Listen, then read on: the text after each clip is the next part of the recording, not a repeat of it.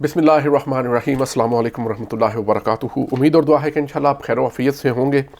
आज 16 फरवरी है, जुमे का दिन है। कल 17 फरवरी होगी और इंशाल्लाह पाकिस्तान सुपर लीग 9 का पहला मैच कल इस्लामाबाद यूनाइटेड और दिफाई चैंपियन लाहौर कलंदर्स के माबैन खेला जाएगा। लाहौर कलंदर्स के स्क्वाड का एनालिसिस हमने कल एक वीडियो में किया था और वो पोस्ट कर दिया। तो आज हम इस्लामाबाद यूनाइटेड की टीम जो है उनके स्क्वाड का एनालिसिस करते हैं। तो इस्लामाबाद यूनाइटेड जो है इसकी सबसे पहले हम टॉप ऑर्डर बैटर्स की बात करते हैं। इनके पास टॉप ऑर्डर पे हैं एलेक्स हेल्स। एलेक्स हेल्स जो है इंग्लैंड के ओपनिंग बैट्समैन है। 6 T20 सेंचुरीज है उनके पास और उनका कैरियर स्ट्राइक रेट है 146। यस, 146। ये वो चीज़ है जो कि लाहौर कलंदर्स के टॉप ऑर्डर में मिसिंग थी। उनके कैरियर स्ट्राइक रेट जो थे वो अराउंड 130 के हैं ओपनर्स के और टॉप ऑर्डर बैटर्स के। लेकिन यहाँ पे आप देखें पहला ही प्लेयर 146। इससे आपको अंदाज़ा होता है कि इस्लामाबाद यूनाइटेड पिछले 2-3 सीज़न से वो किस तरफ सोच रही है। उनका मकसद यूँ लगता है कि वो सिर्फ जीतना ही नहीं चाहते, वो लिटरली थ्रैश करना चाहते हैं अपनी अपोजिशंस को ऑन अ डे। दूसरे जो बैटर हैं उनके वो है न्यूजीलैंड के कॉलिन मनरो। ये गालिबन एलेक्स हेल्स के साथ ओपनिंग करेंगे। इनकी 5 T20 हंड्रेड्स हैं और इनका कैरियर स्ट्राइक रेट है 141 का, अगेन 140 प्लस का। उसके बाद तीसरे जो ओपनर मुझे उनके स्क्वाड में नजर आए वो है शामिल हुसैन। ये अंडर 19 पाकिस्तान की टीम से उठाए गए हैं, मेरा ख्याल है एमर्जिंग टैलेंट के हवाले से उस एमर्जिंग कैटेगरी में। ये हमारे एक मशहूर सहाफ़ी हैं तलत हुसैन, उनके बेटे हैं। इनका कोई T20 का सच रिकॉर्ड हमारे पास मौजूद नहीं है इस वक्त। अगर हम मिडल ऑर्डर की बात करें तो जो प्योर बैटर हैं इनके पास मिडल ऑर्डर के, जो सिर्फ बैट्समैन हैं, वो है जॉर्डन कॉक्स। ये इंग्लैंड से इनका ताल्लुक है, विकेट कीपर बैट्समैन है। इनका कैरियर स्ट्राइक रेट है 136, कोई 100 नहीं इनके पास। इनका हाईएस्ट स्कोर है 94। और उसके अलावा है आज़म खान, पाकिस्तान से इनका ताल्लुक है। ऑफ कोर्स सब इन्हें जानते हैं, मोइन खान के साहबजादे हैं, विकेट कीपर बैट्समैन है और इनका कैरियर स्ट्राइक रेट है 146, येट अगेन 146। और हम सबको पता है कि उनकी एबिलिटीज़ क्या हैं ऑन अ डे। वो अपोजिशन को बहुत बुरी तरह थ्रैश कर सकते हैं। और खैर इनके ऊपर एक अलहदा से वीलॉग बनता है इनकी बैटिंग टेक्निक के ऊपर। विकेट कीपर बैट्समैन है, 146 का इनका कैरियर स्ट्राइक रेट है, विच इज़ गुड।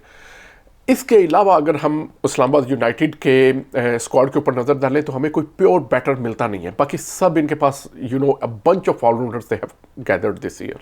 उनमें सबसे पहले इनके कैप्टन है शादाब खान, बॉलिंग ऑलराउंडर है, लेकिन मुझे यूँ लगता है कि वो तीसरे नंबर या चौथे नंबर पे बैटिंग करेंगे PSL के अंदर। पाकिस्तान की नेशनल टीम में जब वो खेलते हैं तो वो 5वें 6ठे नंबर या उसके बाद बैटिंग करते हैं, लेकिन जब PSL में वो कैप्टनसी कर रहे होते हैं तो वो थोड़ा सा अपनी पोजीशन को ऊपर भी लेकर के आते हैं। तो एक तरह से ये मिडल ऑर्डर की बैटिंग कैटेगरी में आएंगे।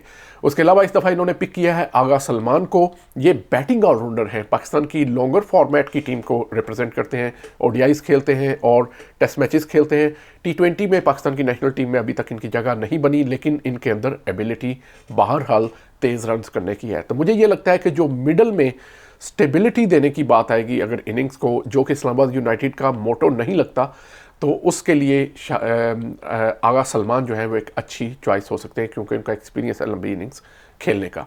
इसके अलावा इंग्लैंड के ऑलराउंडर हैं, बॉलिंग ऑलराउंडर हैं टॉम करन, वो बैटिंग कर सकते हैं। पाकिस्तान के बॉलिंग ऑलराउंडर हैं राना फ़हीम अशरफ, शुरू से इस्लामाबाद यूनाइटेड के साथ हैं। अगरचे नेशनल टीम के साथ जब भी ये जाते हैं कोई बहुत अच्छा परफॉर्म नहीं कर सके, लेकिन इस्लामाबाद यूनाइटेड की तरफ से राना फ़हीम अशरफ ने काफ़ी दफ़ा परफॉर्म करके हमें दिखाया है विद बॉल एंड बैट। इसके अलावा दो और इनके पास ऑलराउंडर्स हैं। एक हैं कासिम अकरम, ये पाकिस्तान की अंडर 19 से आए हैं। अब डोमेस्टिक में अच्छा परफॉर्म किया इन्होंने, A टीम के साथ भी आते जाते रहते हैं।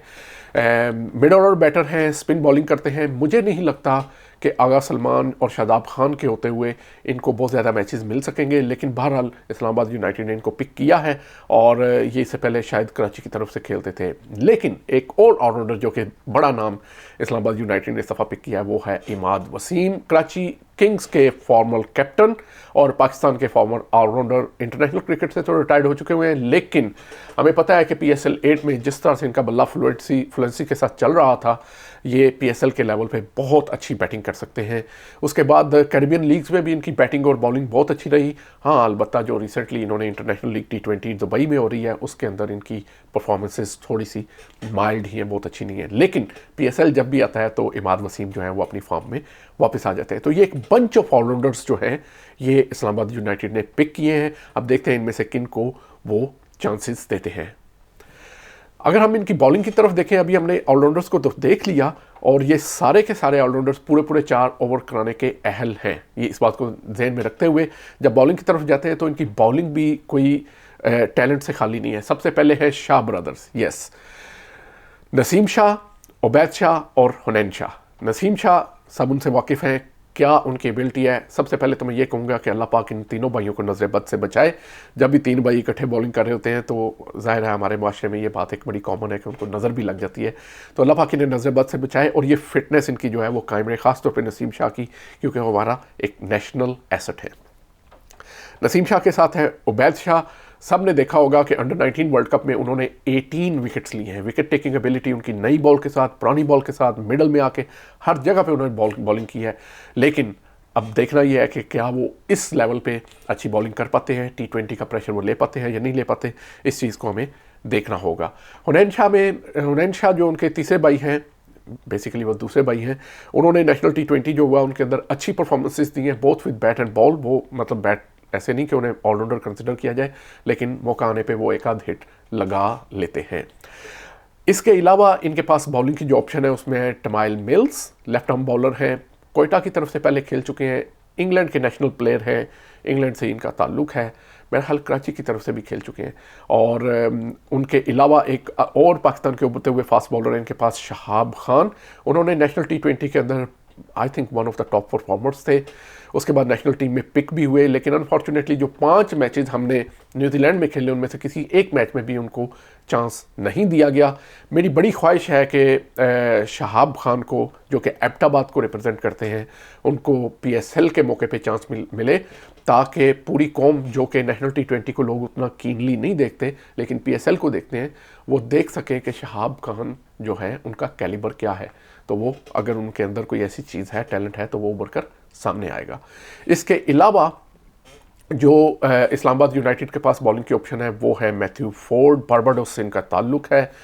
ये भी इंटरनेशनल लीग T20 अभी खेल रहे थे, विकेट टेकर हैं, मीडियम फास्ट बॉलिंग करते हैं, लेकिन इनके बारे में भी बहुत ज़्यादा मतलब सीनियर नहीं है, इतना ज़्यादा डाटा इनका अवेलेबल नहीं है।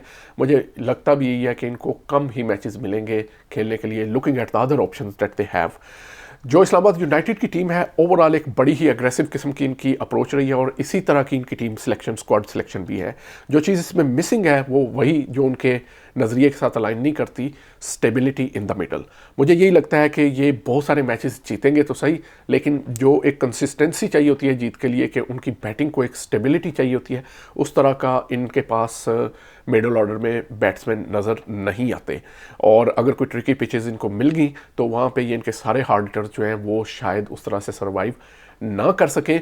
अलबत्ता मुझे ये भी लगता है कि ये वाला role either Colin Munro top से पर निभाते रहेंगे कि वो एंड तक लंबी इनिंग्स खेलें, या सलमान अली आगा जो कि लंबे फॉर्मेट के प्लेयर हैं उनको ये रोल दिया जाएगा। अदरवाइज़ अच्छी टीम लगती है, फुली बैलेंस नहीं है, इसी वजह से जो मैंने अभी आपके सामने बयान की, इसलिए मैं इनको सुपर फेवरेट्स में नहीं रखना चाहता बैलेंस के हिसाब से, but you never know, it is T20 और इस तरह की टीम के साथ आप कभी रिस्क नहीं ले सकते ये कहने का कि ये टूर्नामेंट नहीं जीतेगी। On their day they can win from anywhere, especially Pindi और कराची की पिचेस जो कि बैटिंग पिचेस होंगी, वहाँ पे 200+ रन करेंगे ये लोग और बड़े बुरे तरीके से मार के करेंगे। इसके साथ ही हमें इजाज़त दीजिए, आपके खिदमत में हम हाज़िर होंगे नेक्स्ट वीडियो के साथ। आइदर वो मैच का एनालिसिस होगा या किसी और टीम के स्क्वाड का एनालिसिस होगा। तब तक के लिए हमें अपनी दुआ में याद रखिए और चैनल को सब्सक्राइब करना मत भूलिए। अपना अपने अजीज़ व कारब अहले खाना का ख्याल रखें। अल्लाह हाफिज़।